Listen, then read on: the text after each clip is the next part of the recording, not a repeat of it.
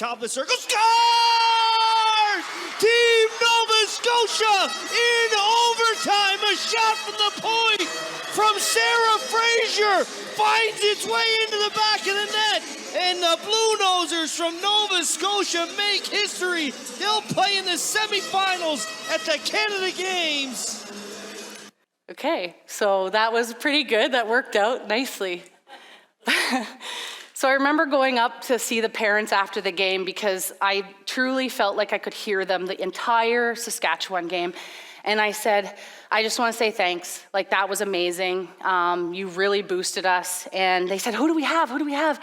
I'm like, Ontario. And they're like, I never saw a group get so small. I was like, don't worry. We got this. We got something in the works. Don't worry. I'm like, oh God, I need to come up with a plan quick. So we needed to do something different that was, different than 6-0, a loss.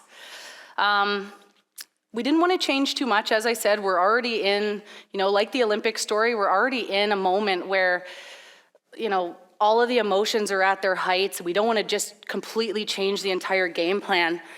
So a couple things that we did, and I know there's some Ontario coaches, I've seen you in the room here. So we talk a lot about weak side activation offensively, right? Our Ds, jumping up into the play, weak side forwards, that sort of thing. We needed to activate weak side defensively. So we really had to make sure that we could stop any rush that they were going to make because they were fast, they moved the puck quickly, and they could shoot from range, which at the under 18 level, it's really impressive. So we changed our offensive zone forecheck to be a 1-1-3. We kept our center high the entire game on the weak side so that we'd have our center back to help us in zone and let our D shift over and take the strong side attack. Our F1 and our F2 acted like PKers. So they went in and they reloaded back above the puck and they never got stalled.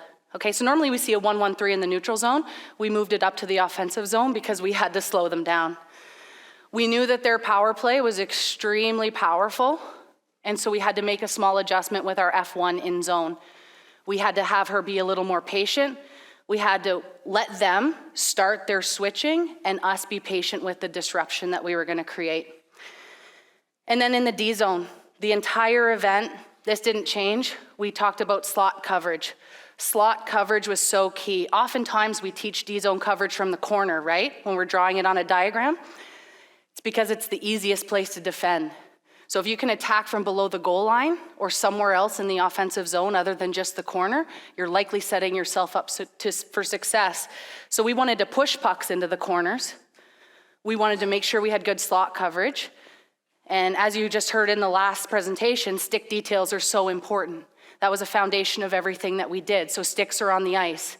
We're going to disrupt pucks, go stick on puck. No pass is just going to get through on us.